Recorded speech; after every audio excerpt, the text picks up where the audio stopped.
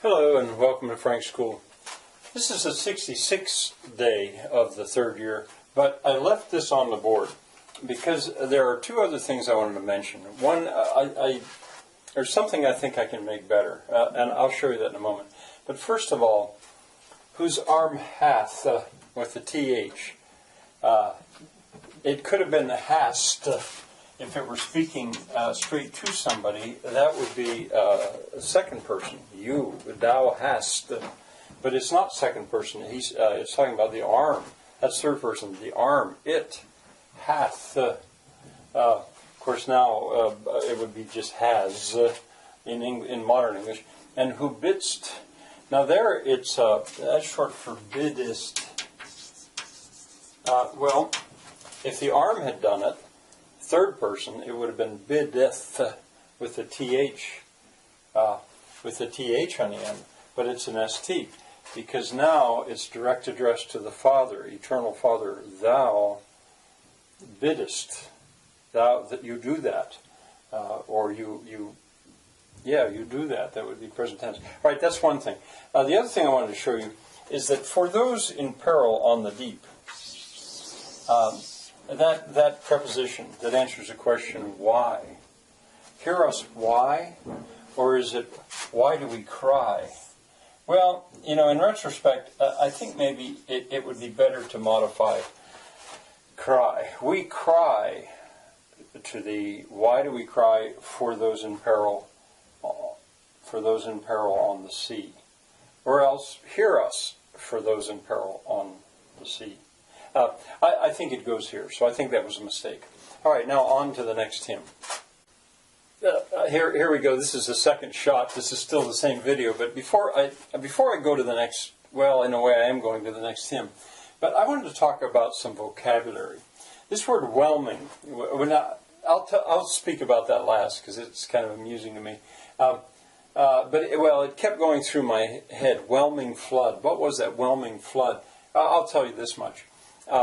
That it was, I thought it was in the words to my Eternal Father Strong to Save. Well, the same tune has another set of words that go, my hope is built on nothing less. And support me in the whelming flood was in that. That's why that phrase was going through my head. Now, in the hymn that we're going to look at, Glorious Things of Thee Are Spoken, fading is the worldling's pleasure.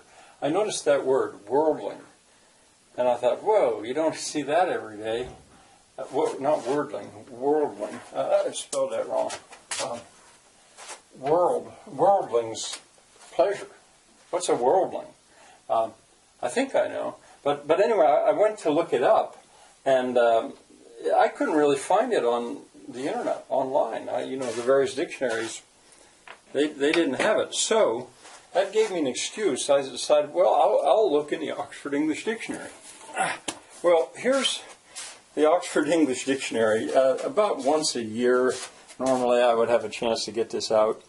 I joined a book club 40 years ago just to get this because I wanted it.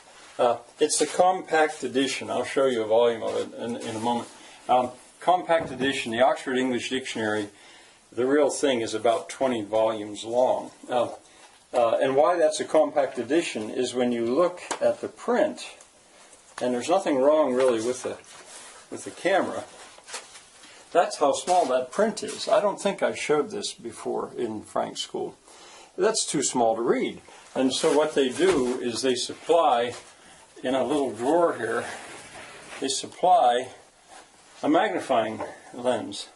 Then you can read it. And I really wanted to have this. Well, sure enough, worldling was in there. And the Oxford English Dictionary is so complete. I like to tell the kids that if you look up the word go, G-O, there are 8 pages about the word go. Because it doesn't only tell you what it means now, it tells you what it ever meant. It gives you contexts, when it first appeared in the language, on and on it goes. So anyway, that gave me an excuse to go look it up. And a worldling is somebody who is devoted to things of the world, the pleasures of the world. not as opposed to, say, someone who's set their mind on heaven, of this world, a worldling. And then when I thought, well, it's like an earthling. You know, people know an earthling is somebody from the earth. Well, if you're really into the things of this world, I guess you'd be a worldling. Own abode is in there. That word caught my attention. I'll tell you why. I twice so far in Frank School, the first year and the second year, my effort to give birth online to something called class vocabulary has failed. And I'm going to try it again this year. And so here I've got to begin to have a supply of words. I know what the word abode means. That's where somebody abides. You abide in your abode. But a lot of people probably don't know what abode means. So that would sort of work. Also, thirst to assuage. That phrase is in this hymn. Well, all by itself, assuage, I'll bet a lot of people wouldn't know what that means. And so that would work too. All right, back to whelming. The thing about that, there was a time that I decided I would try to figure out what was going on in my students' minds. They were teenagers. And I decided I would look at some teen movies. As a matter of fact, when I heard that there was a movie coming out, Not Another Teen Movie, which was going to be a spoof of teen movies, I decided that so that I would enjoy that the most, I would look at all kinds of teen movies, and I did. And I don't remember where this came from. I think it was maybe in She's All That, which is the best teen movie that I saw of them all, I think. It might have been in 10 Things I Hate About You, but I don't think so. I think it was in She's All That. But anyway, one character, I like to think it's the character who just had a thing with Shakespeare. At one point, she was talking about the word whelming, overwhelmed. She was overwhelmed. And then she thought, well, what is this whelm? Could you be underwhelmed? And the girl that she was talking to said, I don't know. Or the other one says, well, how about just whelmed? Can you be whelmed? And what was so funny is the other character said, well, I think maybe in Europe you can be. Which I just thought that was so funny. It's so well written because of the idea that, well, there's certain things that can go on in Europe that can't go on here in the United States. So I've heard it. Well, I just leave that. But anyway, it means something to me. All right, now I'm going to go on to the hymn itself.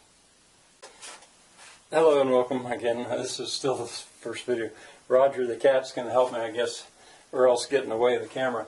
The hymn I want to talk about today is Glorious Things of Thee Are Spoken. And I've already talked about it in Frank's School. If you'll see this video, 2.179.3, when I'm discussing tonal harmony, I showed that it could be harmonized with a deceptive cadence in music theory. Now, the way you're going to hear it performed and the way it's in the hymnal, there's no deceptive cadence there. The song. First of all, the song Deutschlandlied. This is a very famous song. It was composed by Haydn, and there's when he lived, and they think Haydn based it on a folk song. They're not sure about that. He might have taken the melody from a folk song, but in any case, it became the German national anthem. And I did explain this in the other video. Deutschland, Deutschland über alles. Germany, Germany over everything. But it's not. And see, that was used in World War II. It was mistranslated to give the idea that Germany was supposed to be over the whole world. It was over everything else in the Germans' mind. If it had been over everybody, it would have been alle. Not alles, but alle. But it was mistranslated purposely for propaganda purposes by the Allies. And how it came to have those words, those German words, is because at that time Germany was so disunited. There was an effort to get Germany to come together as a single country. I discovered in my study this word Kleinstaaterei, small stateship. I don't know what to do with this. there were approximately 300 little tiny countries, independent, where modern-day Germany is now. About 300. It varied. And I found that so interesting because, as you're going to see before the year's out, I am a decentralist. All my life I've been in my thinking a decentralist. And so anyway, but that was a problem for the Holy Roman Emperor. I guess I might be having this wrong. But the song said that Germans needed to put the Vaterland, the fatherland, over everything else and be united. Look it up. I mean, it has a very interesting history. Very interesting history. Now, the words that you're going to hear are not Deutschland, Deutschland über alles, but glorious things of thee are spoken. So John Newton's poem was placed on that tune in harmony. John Newton was English. There's where he lived. Haydn, of course, was German. He also composed one, There Is Above All Others. A hymn that I find very useful if I'm trying to teach somebody how to play the piano, because it's slow, the harmony is simple. I'm almost certain that it's in the key of C in this hymnal. And Amazing Grace. Now, Amazing Grace is one of those ones I don't like too much. I'm sorry. I'm probably offending some people, but I don't actually like it too much. But anyway, glorious things of thee are spoken. At the top, the metric information is 8.7, 8.7, D, and I wondered, what's that D?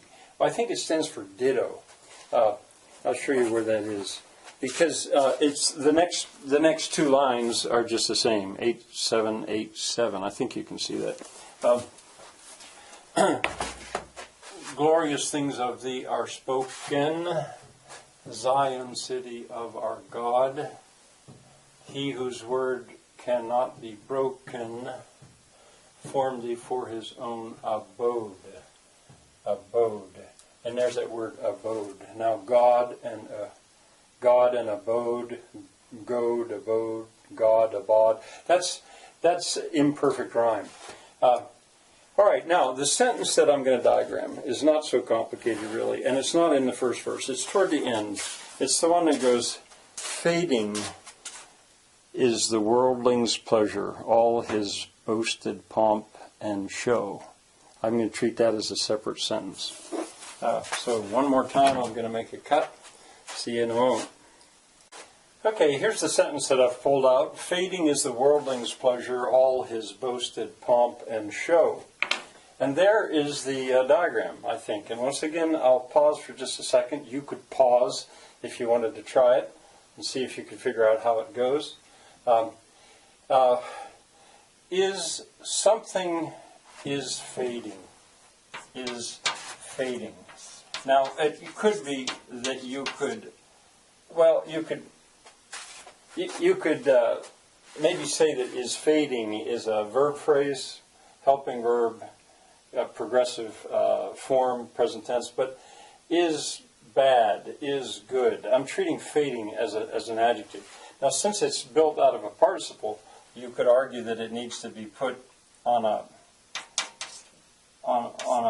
thing like that. I think that's overkill. So something is fading. What is fading? Well, pleasure is fading. Pleasure is fading. And these modify the pleasure, worldling's pleasure. The pleasure, worldling's, as I just said, somebody who's interested in, oh, and this needs to be capitalized, because that indicates there's where the sentence starts, fading. See, this is an anastrophe. Since we're looking at poetry, verse, the normal English word order is very often changed around for its poetic effect. Anastrophe means the use of unusual word order. So the worldling's pleasure is fading. Now, this is restated. What we've got here is in a positive. The subject is duplicated. Show, pomp. And that might be a word that a lot of people don't know. Show. They're joined by a conjunction and. Pomp and show is fading. pomp and show is fading. Now, if it were just that, you'd say are fading, I suppose. So what do you got? Fading is the worldling's pleasure. Now, all these three words that are left modify both pomp and show. So I put them within the appositive. All pomp, all show. His pomp, his show. And boasted I do put on the curve because it's a past participle.